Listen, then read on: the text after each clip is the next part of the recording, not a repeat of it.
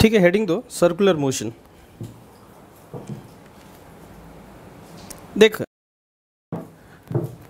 जैसे मान ले, ठीक है, लिखो if a particle moves in a path such that its distance from a point remains constant is called circular motion, and that distance is called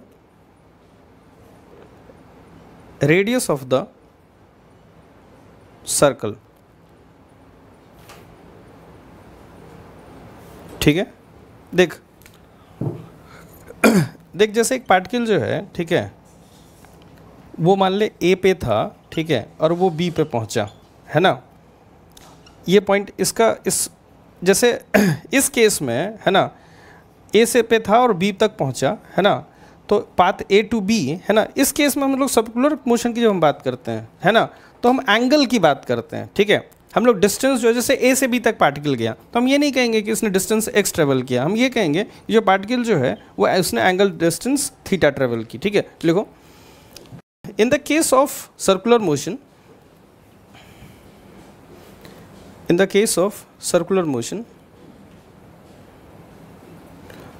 we write the distance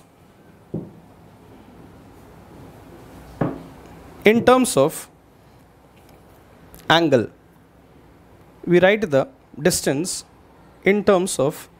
angle. ठीक है, देख और जब हम एंगुलर डिस्टेंस मेज़र करते हैं ना, तो वो हम इस बात पर निर्भर करता है कि हम किस पॉइंट के अबाउट मेज़र कर रहे हैं। ठीक है, जैसे मान ले, ठीक है, ये तो मैंने एक कांस्टेंट रेडियस का एक सर्कल बनाया है। ठीक है, मान ले कोई पॉइंट पार्टिकल ए से बी तक गया, ठीक है, और तुम मान लो चाहते हो कि एंगुलर डिस्टेंस तुम मेज़र करो। ठीक है, तुम इस पॉइंट के अबाउट अगर एंगुलर डिस्टेंस निकाल रहे हो, ठीक है, तो पहले इसका जो पोजीशन वेक्टर होगा वो ये होगा, और बाद में जो इसका पोजीशन वेक्टर होगा वो ये होगा। ठीक है, तो ये ऐसे स्वीप कर रहा है, तो एंगुलर डिस्टेंस ट्रेवल जो होगा ए से बी तक में वो थीटा होगा। ठीक है, यही अगर मैं इस पॉइंट की बात करूं, ठीक है, और इस पॉइंट के अबाउट अगर मैं एंगुलर डिस्टेंस मेज़र कर रहा हूं, ठीक है, तो एंगुलर डिस्टेंस जो होगा इस पॉइंट के अबाउट, इसकी पोजीशन वेक्टर पहले ये होगी, ठीक है, और बाद में जो इसकी पोजीशन वेक्टर होगी वो ये होगी। ठीक है, तो एंगल स्वेप्ट जो है वो ये होगा, तो एंगुलर जो ट्रेवल्ड होगा वो क्या होगा, अल्फा होगा।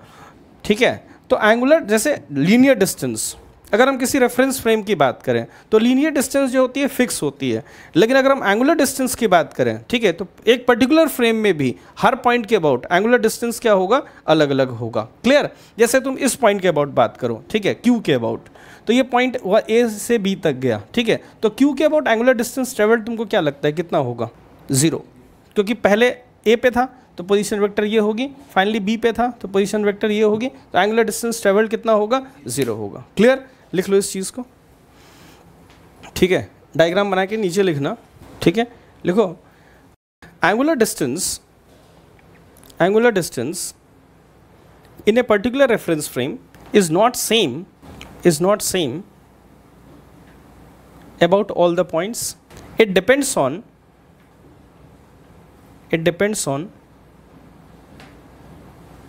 about which point we are finding the angular distance. ठीक है, क्लियर। चलो नेक्स्ट लिखो एंगुलर पोजीशन।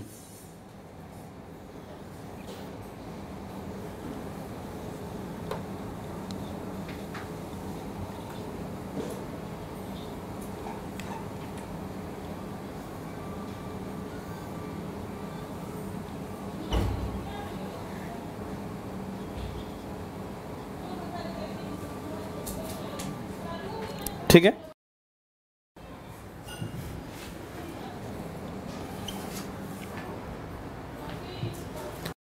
लिखो, बोलो एंगुलर पोजीशन। देखो the angle made by the position vector with given line. ठीक है, ब्रैकेट में लिखना reference line, the angle made by the position vector with given line bracket में लिखना reference line is called angular position, is called angular position, is called what, angular position. ठीक है, अच्छा यहाँ पे अगर मैं ओ एक्स लाइन की बात करूँ, अगर उसको रेफरेंस ले लूँ तो एंगुलर पोजीशन क्या होगा ये मुझे बताओ, थीटा होगा या डी थीटा होगा? नहीं, देखो थीटा और थीटा प्लस डी थीटा में कोई अंतर नहीं होता। ठीक है, अगर पॉइंट ए की हम बात करें तो एंगुलर पोजीशन क्या होगा, थीटा होगा। ठीक है, लिख लो इस चीज़ को, if we take the reference line as O X then angular position is theta. ठीक है, नेक्स्ट लिखो एंगुलर डिस्प्लेसमेंट, नेक्स्ट लिखो एंगुलर डिस्प्लेसमेंट, लिखो angle rotated by a position vector, angle rotated by a position vector, angle rotated by a position vector of the moving particle in a given interval of time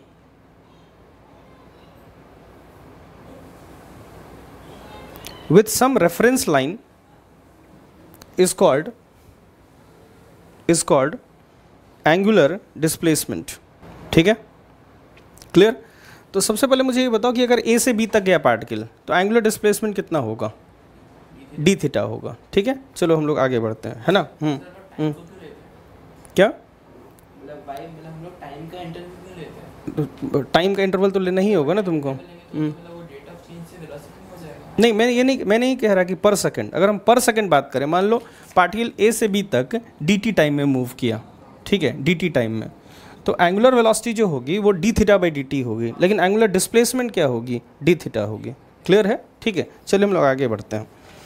अच्छा ये मुझे बताओ कि अगर particle जो है वो एक पूरे सर्कल में एक बार घूमा, ठीक है, तो एंगल ट्रेवल्ड कितना होगा, 2 पाई। ठीक है, 2 पाई रेडियंस। इस बात को भी लिख लो, point number 1, if particle moves round the circle, angular displacement will be what, 2 pi, angular displacement will be 2 pi। ठीक है, चलिए नेक्स्ट हम लोग आगे बढ़ते हैं, है ना। नेक्स्ट लिखिए एंगुलर वेलोसिटी, एंगुलर वेलोसिटी। देखो हम एंगुलर वेलोसिटी को 2 तरह से डिफाइन करते हैं। ठीक है, एक होता है एवरेज एंगुलर वेलोसिटी और दूसरा होता है इंस्टेंटेनियस एंगुलर वेलोसिटी। ठीक है, लिखो एंगुलर एवरेज एंगुलर वेलोसिटी, लिखो average angular velocity, omega average. Omega average होता है, ठीक है, total angle rotated upon total time taken. ठीक है, क्लियर? नेक्स्ट लिखो इंस्टेंटेनियस एंगुलर वेलोसिटी, नेक्स्ट लिखो इंस्टेंटेनियस एंगुलर वेलोसिटी। ठीक है, the rate at which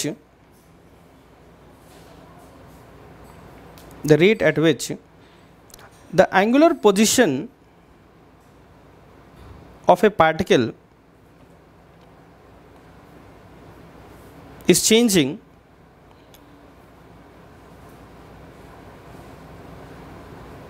with respect to the center,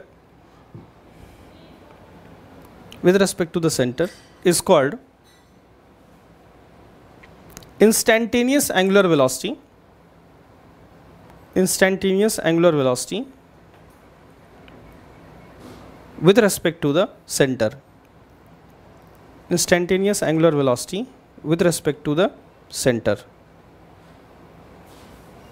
ठीक है, देख मेरी बात ध्यान से सुनना। ठीक है, जो एंगुलर डिस्प्लेसमेंट होती है, डिस्टेंस होती है, ठीक है, वो इस बात पर निर्भर करता है कि हम किस पॉइंट के अबाउट बात कर रहे हैं, ठीक है। तो एंगुलर वेलोसिटी भी जो इस बात पर निर्भर करेगी, ठीक है, कि किस पॉइंट पे हम बात कर रहे हैं, ठीक है। तो अभी जो हम लोग एंगुलर वेलोसिटी ये सब डिफाइन कर रहे हैं ना, वो सारी हम लोग बात कर रहे हैं किस पॉइंट के अबाउट, सेंटर के अबाउट हम लोग डिफाइन कर रहे हैं, ठीक है। चल एक हम लोग अगर हम ओमेगा इंस्टेंटेनियस की बात करें तो ओमेगा इंस्टेंटेनियस जो होगा वो डी थीटा बाई क्या होगा, डी थीटी होगा, बिल्कुल लीनियर वेलोसिटी की तरह, ठीक है। चेंज इन डिस्प्लेसमेंट अपॉन, ठीक है, डिस्प्लेसमेंट अपॉन टाइम होता है ना, तो इसमें एंगुलर डिस्प्लेसमेंट अपॉन टाइम हो गया, और उसमें होता है D X upon D T, इसमें होता है D theta upon D T. लिखो, if a particle is moving, if a particle is moving in a circular path and angle traveled by the particle as a function of time is given by, angle traveled by the particle as a function of time is given by theta is equal to 2t square plus 2t square plus 2. Then find average angular velocity and instantaneous angular velocity,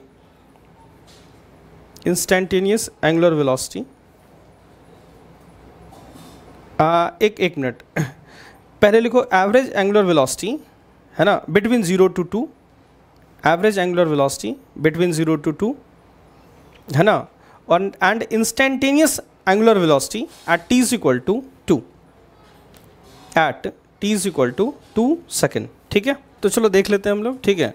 पहले मैं omega average निकालता हूँ, तो initial theta हमें निकालना होगा, किस time की बात है, इनिशियल टाइम कौन सा है, 0, तो थीटा इनिशियल जो होगा 0 इसमें सब्स्टिट्यूट कर दो तो मुझे लगता होगा है 2 रेडियन होगा, और थीटा फाइनल जो होगा, ठीक है, फाइनल टाइम पुट कर दो 2 सेकेंड है, तो ये हो जाएगा 8 + 2 कितना 10। तो ओमेगा एवरेज जो हमारे पास आएगा वो आएगा theta final minus theta initial upon time, total time, तो ये हो जाएगा 10 - 2 अपॉन 2 कितना 4 रेडियन पर सेकेंड के बराबर, ठीक है।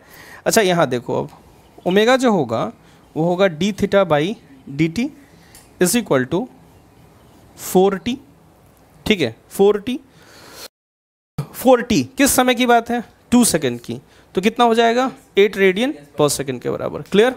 चलिए नेक्स्ट लिख, एंगुलर फ्रीक्वेंसी,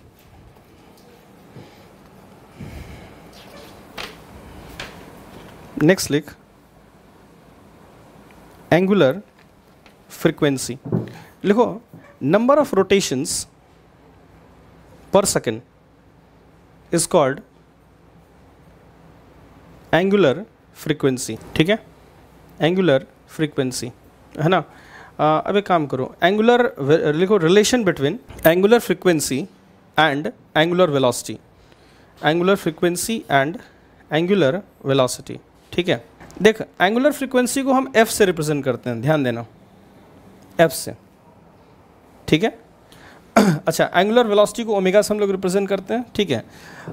मुझे ये बताओ, ओमेगा होता है D theta upon D T, ठीक है, एंगल ट्रेवल्ड इन 1 सेकेंड, इसको हम क्या कहते हैं, ओमेगा, है ना। और अच्छा एक चीज़ बताओ, 1 सेकेंड में अगर एक रोटेशन होगा तो एंगल ट्रेवल्ड क्या होगा 2 पाई, और अगर 1 सेकेंड में 2 रोटेशन हुआ तो 2 × 2 पाई, 1 सेकेंड में अगर f रोटेशंस हुआ तो एंगल ट्रेवल्ड जो होगा वो f × 2 पाई होगा, एक, ठीक है, 1 सेकेंड में, और एंगल ट्रेवल्ड इन 1 सेकेंड को ही हम लोग क्या कहते हैं, एंगुलर वेलोसिटी कहते हैं, ठीक है। तो चूंकि ये रोटेशन पर सेकेंड है ना, तो इसका मतलब ये एंगल ट्रेवल्ड पर सेकेंड होगा, एंगल ट्रेवल्ड पर सेकेंड को हम लोग क्या कहते हैं, ओमेगा, तो ओमेगा जो होगा वो बराबर होगा किसके, 2 पाई f के, ठीक है, लिख लो इस चीज़ को, ठीक है ना। चले आगे, नेक्स्ट लिखो एंगुलर एक्सेलरेशन, ठीक है। देख एंगुलर एक्सेलरेशन को भी हम लोग दो तरह से डिफाइन करते हैं, ठीक है, लिखो angular acceleration is defined, angular acceleration is defined in two veg.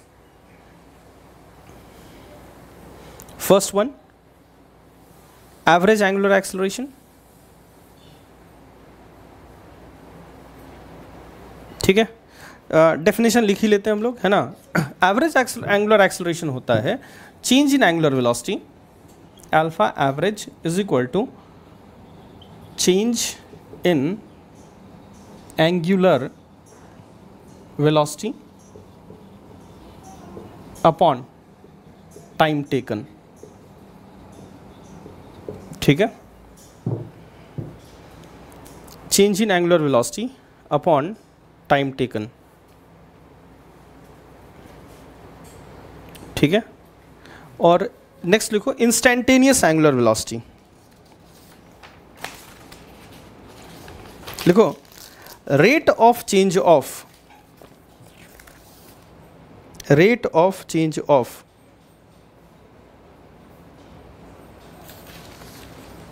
Angular velocity at a particular instant is called what? Instantaneous angular acceleration, ठीक है. चले नेक्स्ट लिखो if a particle is moving in a circle, एक problem लिखो, है ना, question. If a particle is moving in a circle and angle traveled by it at a time t is given by, and angle traveled by it at a time t is given by theta is equal to 2t square plus 3, 2t square plus 3. Then find omega average between 0 to 3 second, omega average between 0 to 3 second, and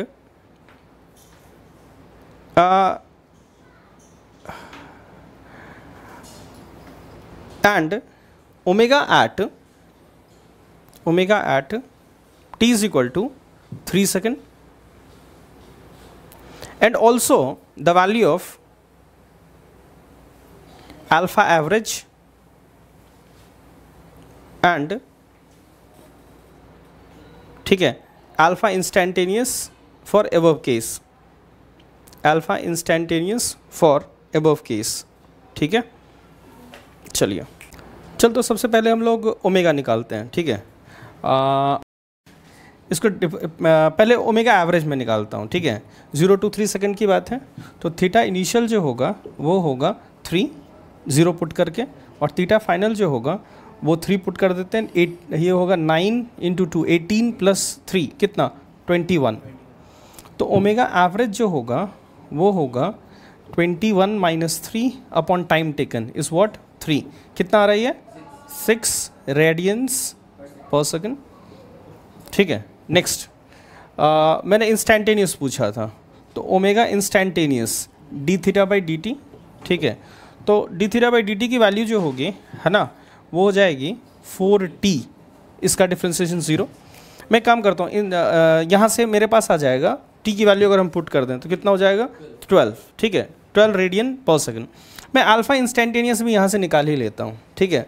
अगर मैं alpha instantaneous की बात करूँ तो d omega by D t is equal to 4 आ जाएगा. तुम देख सकते हो यहाँ पे अल्फ़ा जो है वो क्या है, कांस्टेंट है, ठीक है. नेक्स्ट तुम ध्यान से देखो, ठीक है. देखो ये बिल्कुल मत करना कि अगर तुमको अल्फ़ा एवरेज निकालना है तो तुम ओमेगा एवरेज को टाइम से डिवाइड बिल्कुल मत करना, ठीक है. ये बच्चे अक्सर गलती करते हैं, ठीक है. तुमको अगर अल्फ़ा एवरेज निकालना है तो तुमको देखो ओमेगा पता है तुमको, तो तुमको पहले इनिशियल ओमेगा निकालना होगा. तो ओमेगा इनिशियल जो होगा वो 0 होगा, ओमेगा फाइनल जो होगा वो 12 होगा। तो अल्फ़ा एवरेज जो होगा वो होगा omega final minus omega initial upon time. तो 12 अपॉन टाइम 3 कितना होगा 4 रेडियन पर सेकेंड स्क्वायर के बराबर। क्लियर है? आगे बढ़े, चलिए। जिस तरह से इक्वेशन ऑफ मोशन हम लोग लिखते हैं, ठीक है, इसमें लीनियर मोशन में, यहाँ भी हम इक्वेशन ऑफ मोशन लिख सकते हैं। ठीक है, देखना ध्यान से।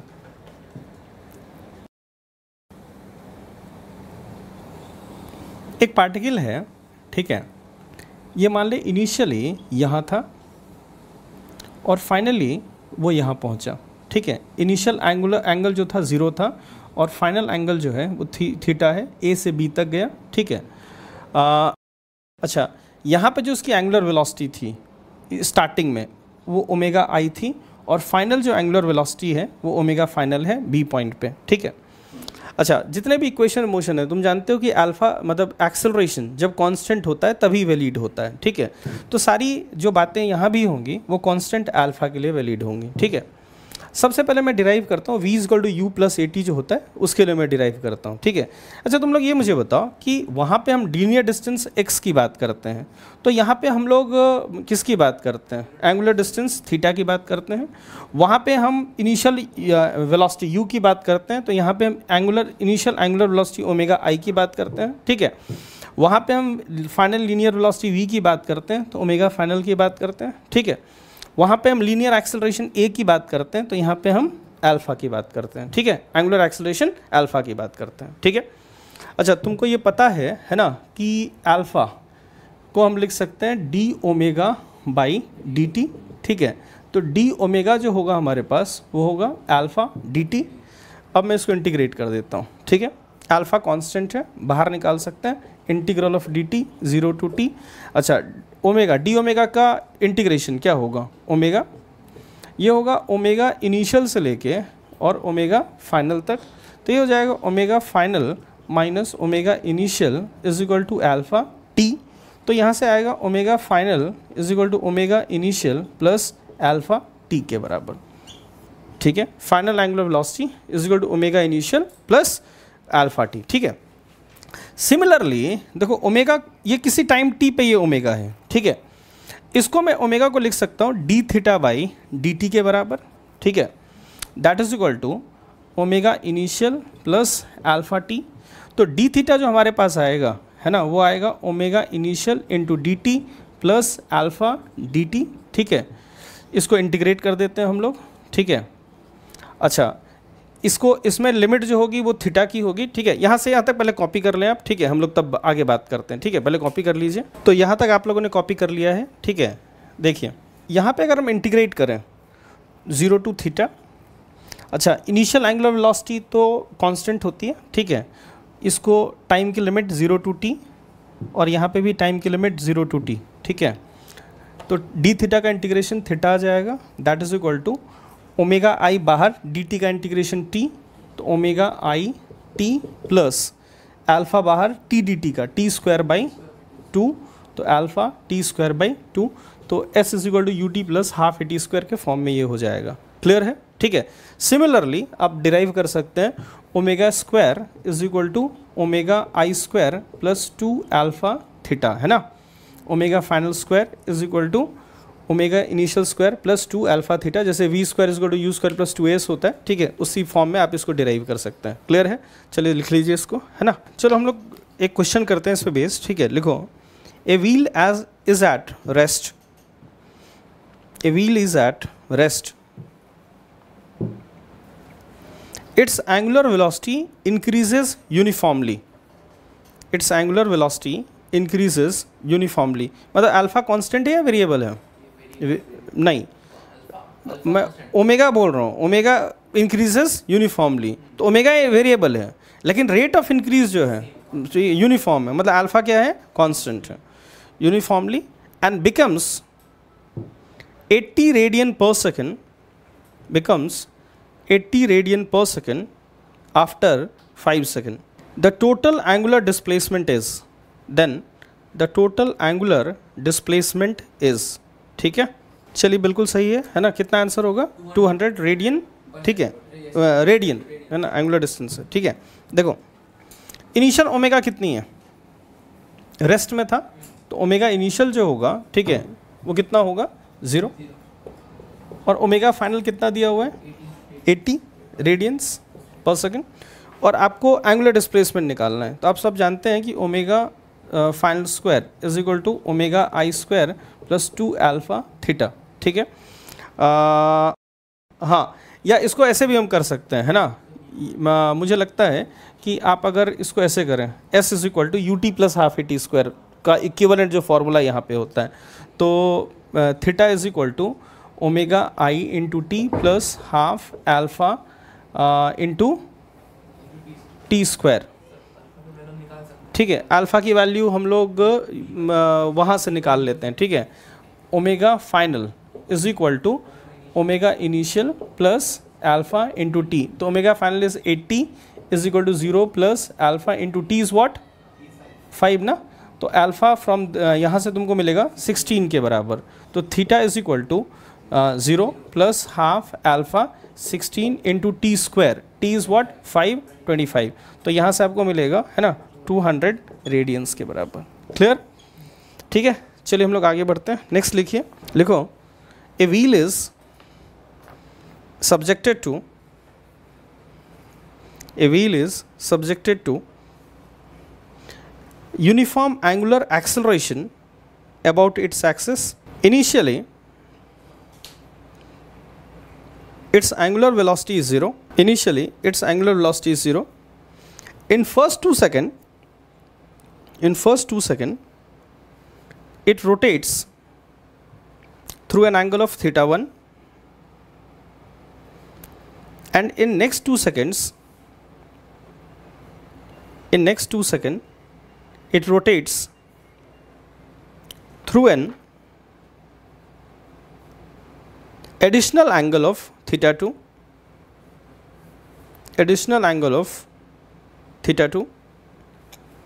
The ratio of theta 2 upon theta 1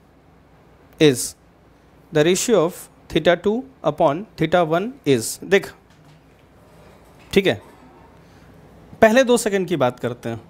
theta 1 दिया हुआ है ना, इज इक्वल टू, है ना, इनिशियल एंगुलर वेलोसिटी कितनी है 0 plus half alpha into T square, ठीक है, 2 स्क्वायर, ठीक है। अच्छा, अब पहले 2 सेकंड की बात है, फिर से नेक्स्ट 2 सेकंड्स की बात है, ठीक है। तो मैं काम करता हूँ, पूरे 4 सेकंड की बात कर लेता हूँ, जिससे कि मैं इनिशियल एंगुलर वेलोसिटी को क्या ले सकूँ, ठीक है, 0 ले सकूँ, ठीक है। तो पूरे 4 सेकंड में, है ना, पूरे 4 सेकंड में जो एंगुलर डिस्प्लेसमेंट होगा, ठीक है, वो होगा omega T, omega initial into T plus half alpha into T square 4 square, ठीक है। तो थीटा 2 की जो वैल्यू होगी वो होगी 4, देखो 0 to 4 सेकंड की बात की हम लोगों ने, ठीक है, फिर 0 to 2 सेकंड की बात की, तो नेक्स्ट 2 सेकंड में जो एंगुलर डिस्प्लेसमेंट होगा वो पूरे 4 की माइनस 2 माइनस करना होगा, ठीक है। तो theta 2 will be equal to theta 4 minus theta 1, that is half alpha 16 minus 4 हो जाएगा, ठीक है। और यहाँ से तुम थीटा 2 अपॉन थीटा 1 अगर निकालोगे तो मुझे लगता है कि आ जाएगा 3 के बराबर। क्लियर है ना, इन दोनों को डिवाइड करना है तुमको, ठीक है, तो you will get answer as 3। Clear, लिख a wheel having diameter of 3 metre, heading दो relation between angular velocity and linear velocity, relation between angular velocity and linear velocity, ठीक है। अच्छा, मान ले एक पार्टिकल A से B तक गया, ठीक है, मान ले एक पार्टिकल A पे था, ठीक है, और हम पॉइंट O के अबाउट बात कर रहे हैं, है ना, और इस पार्टिकल की जो वेलोसिटी है ना वो ऐसी है, ठीक है, v, और दिस एंगल इज अल्फा, ठीक है। मैं स्मॉल टाइम की बात कर रहा हूं, ठीक है। ये पार्टिकल जो है वो b तक पहुंचा, तो एंगल ट्रेवल्ड जो होगा पार्टिकल का, ठीक है, वो यहां से यहां होगा, ये एंगल होगा थीटा, ये एंगल होगा थीटा। तो ये पार्टिकल ए से बी तक पहुंचा, ठीक है, और इसने जो एंगल स्वीप की वो कितनी की, थीटा, ठीक है। अब एक चीज़ देखना, यहाँ से यहाँ तक अगर हम बात करें, ठीक है, तो देखो इसके दो वेलोसिटी के दो कंपोनेंट हैं, ठीक है। एक इधर हो गया v cos अल्फ़ा और इधर हो गया v sin अल्फ़ा, ठीक है। देख, जब भी हम एंगुलर वेलोसिटी की बात करते हैं ना, ठीक है, तो ये नहीं होता कि दो उसकी वेलोसिटीज़ होती हैं, ठीक है। जैसे पार्टिकल ए से बी तक गया, तो वो हम अगर हम लीनियरली बात करें तो हम कहेंगे कि पार्टिकल ने ये वाला डिस्टेंस ट्रेवल किया, ठीक है। अगर हम एंगुलरली बात करें तो हम ये कहेंगे कि पार्टिकल ने एंगल थीटा ट्रेवल किया ओ पॉइंट के अबाउट। मतलब दो वेलोसिटीज़ नहीं होती हैं, लीनियर वेलोसिटी भी होती है, एंगुलर वेलोसिटी भी होती है, ऐसी बात नहीं होती है, वेलोसिटी एक ही होती है। अगर हम लीनियर बात करेंगे तो डिस्टेंस की बात करेंगे और लीनियर वेलोसिटी की बात करेंगे, है ना। अगर हम एंगुलरली बात करेंगे तो एंगल ट्रेवल्ड की बात करेंगे और एंगुलर वेलोसिटी ओमेगा की बात करेंगे, ठीक है। और हम उन दोनों में रिलेशन निकालने का प्रयास कर रहे हैं, ठीक है। ये डिस्टेंस जो है ये मान लो x है, can we write x is equal to V cos alpha into, अगर dt टाइम की बात करें तो dt होगा, मानते इस बात को। अच्छा, ये मान लो r है और ये भी मान लो r है, ठीक है। तुम x is equal to, x की वैल्यू है ना, तुम जानते हो थीटा इज इक्वल टू होता है x बाई r। तो x की वैल्यू तुम लिख सकते हो r, है ना, थीटा, या इसको मैं डी थीटा, स्मॉल टाइम की बात करें इसको मैं डी थीटा मान लेता हूँ, ठीक है। तो D theta is equal to X by R, तो r into D theta will be equal to V cos alpha into D T होगा। तो D theta by D T will be equal to V cos alpha upon r के बराबर होगा, ठीक है। Clear है।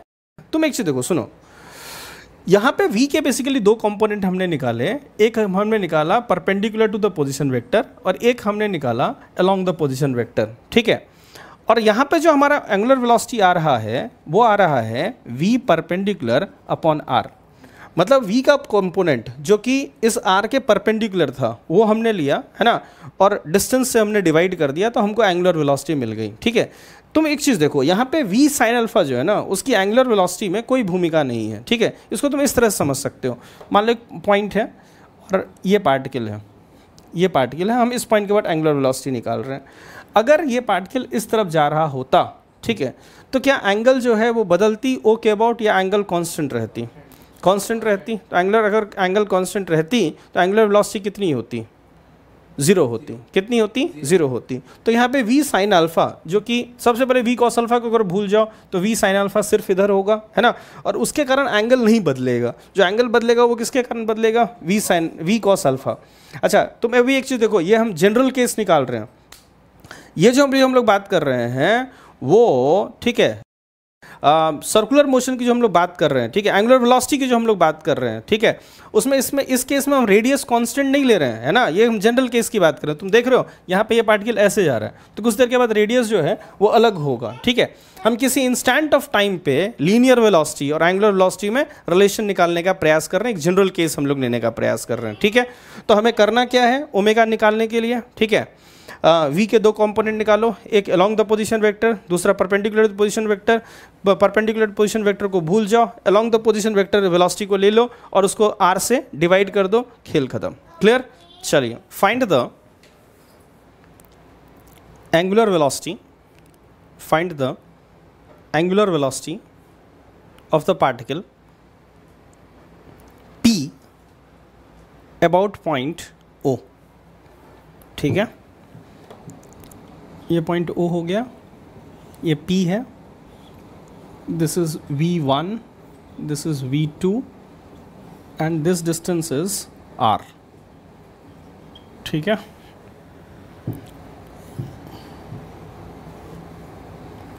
ये O है, ये R है, V, this angle is theta, ठीक है।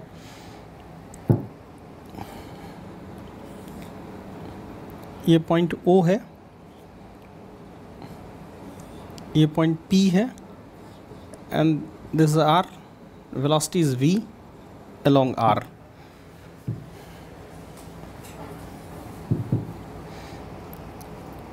ये पॉइंट O है, this point is P R, इधर V1, इधर V2, ठीक है। चलिए आप लोग कैलकुलेट कीजिए पार्टिकल P का angular velocity about point O, ठीक है। चल देख, सबसे पहले मैं इस केस की बात करता हूँ, ठीक है। यहाँ पे तो कोई दिक्कत है ही नहीं। Along position vector V1 perpendicular V2, तो direct omega is equal to V2 upon R कर दो। अच्छा, यहाँ पे परपेंडिकुलर तो पोजीशन जो वेलोसिटी का कंपोनेंट है वो कितना है, 0, तो ओमेगा कितना होगा, 0 होगा। अच्छा, यहाँ पे देखो ये पोजीशन वेक्टर हो गई है ना, ये एंगल थीटा है तो ये एंगल थीटा होगा। मुझे लगता है वेलोसिटी के दो कंपोनेंट होंगे, एक along the position vector v cos theta और एक perpendicular the position vector v sin theta. तो ओमेगा जो होगा perpendicular component v sin theta upon r के बराबर होगा। अच्छा, यहाँ पे मुझे लगता है डायरेक्टली कंपोनेंट दिया हुआ है, ठीक है। तो v1 से हमें कोई मतलब नहीं है, perpendicular omega is equal to v2 by r, ठीक है, ख़त्म, है ना। चलिए एक एग्जांपल हम लोग और देख लेते हैं, ठीक है। एक पार्टिकल को हमने यहाँ से थ्रो किया, प्रोजेक्टाइल को v वेलोसिटी से, प्रोजेक्टाइल, ठीक है, थीटा एंगल पे, और ये पार्टिकल ऐसे जाके है ना यहाँ पे गिरता है, ठीक है। लिखो ये ओरिजिन है। Find the angular velocity of the particle, angular velocity of the particle which is thrown from the origin, angular velocity of the particle which is thrown from the origin at the instant when it is just about to reach the ground finally, when it is just about to reach the ground finally, ठीक है। find your answer in terms of theta r and v, theta r and v, r is what, range। देख मैंने angular velocity, देखो मैंने angular velocity पूछा है यहाँ पे, तो यहाँ पे वेलोसिटी के दो कंपोनेंट होंगे, इधर होगा v cos थीटा और इस तरफ होगा v sin थीटा, ठीक है। अच्छा, इस पॉइंट पे रीच होने वाला है, ये हो गई पोजीशन वेक्टर, वेलोसिटी के दो component along the position vector perpendicular the velocity vector, ठीक है। तो डायरेक्ट मैं लिख देता हूँ omega is equal to what, v sin theta upon r, सवाल खत्म हो गया, क्लियर। लिखो relative angular velocity,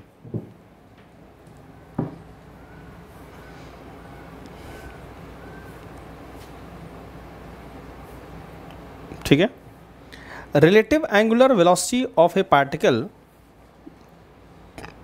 relative angular velocity of A particle A with respect to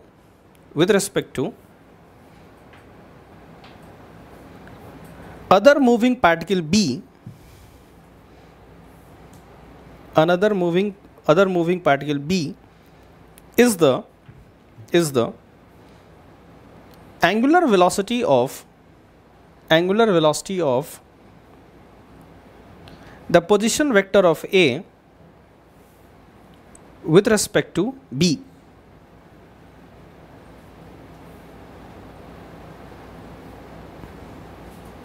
That means it is the rate at which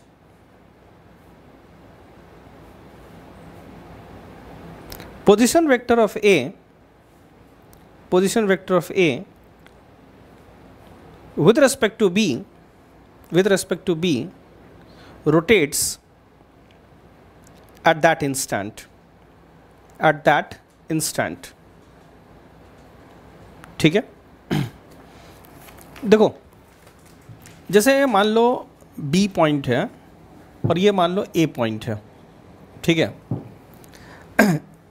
तुम्हें ए की angular velocity B के respect पे निकालनी है, तो सबसे पहला काम करो कि इन दोनों को तुम ज्वाइन कर दो, ठीक है। मान लो इसकी वेलोसिटी इस तरफ है v1 और ये जो एंगल है ना वो थीटा है, और इसकी जो वेलोसिटी है वो v2 इस तरफ है, ठीक है। और मान लो ये एंगल जो है वो अल्फा है, ठीक है। तो सबसे पहला तुम एक काम करो, v2 के तुम दो कंपोनेंट निकालो along the line joining this two, v2 cos alpha और इस तरफ होगा v2 sin अल्फा, और v1 के दो कंपोनेंट होंगे, इधर होगा v1 cos थीटा और इस तरफ होगा v1 sin थीटा, ठीक है। अब एक काम करो, तुम रिलेटिव वेलोसिटी की बात कर लो, है ना। मैं a की बात कर रहा हूँ, तो relative velocity of a with respect to b निकाल लेता हूँ मैं, ठीक है। तो b को यहाँ पे हमने b के ऊपर हम, ठीक है, b के रिस्पेक्ट में हम बात कर रहे हैं, ठीक है, और a की हम बात कर रहे हैं, ठीक है। तो b पे अगर हम बैठ गए, रिलेटिव वेलोसिटी में आप लोगों को रिलेटिव कॉन्सेप्ट में समझा चुका हूँ कि इसको रोकने के लिए, है ना, आपको v2 cos अल्फा इस तरफ देना होगा, तो इसको भी आपको v2 cos अल्फा इस तरफ देना होगा। तो इसकी जो वेलोसिटी होगी वो होगी v1 cos theta minus v2 cos alpha इस तरफ। अब ये तो हो गई अलोंग द एक्सिस। अब परपेंडिकुलर टू द एक्सिस बात करते हैं, ठीक है। स्टॉप करने के लिए v2 sin अल्फा इस तरफ देंगे, तो इसको v2 sin अल्फा इस तरफ देंगे, तो इसकी जो वेलोसिटी हो जाएगी वो जाएगी v1 sin theta plus v2 cos alpha, ठीक है। ये डिस्टेंस r है। तो ओमेगा जो होगा, ठीक है, rate of change of angle, है ना। तो ये वाला तो एंगल चेंज नहीं करेगा, कौन वाला चेंज करेगा एंगल, ये वाला। तो डायरेक्ट आप लिख दीजिए v1 sin theta plus v2 cos alpha upon r के बराबर होगा। क्लियर। चलिए, शायद गलती से मैंने यहाँ पे ठीक है v2 sin अल्फा इधर देंगे, तो इसको v2 sin अल्फा इधर देंगे, तो यहाँ पे v2 sin अल्फा होगा, है ना, और ये v2 sin अल्फा होगा। क्लियर है। मतलब आपको b पे बैठ के b के रिलेटिव में a की वेलोसिटी निकालनी है, ठीक है। और उन दोनों को जो ज्वाइन करने वाली लाइन है उसकी परपेंडिकुलर वेलोसिटी, आपको परपेंडिकुलर रिलेटिव वेलोसिटी लेके और आपको फिर r वेक्टर से डिवाइड करना है। क्लियर।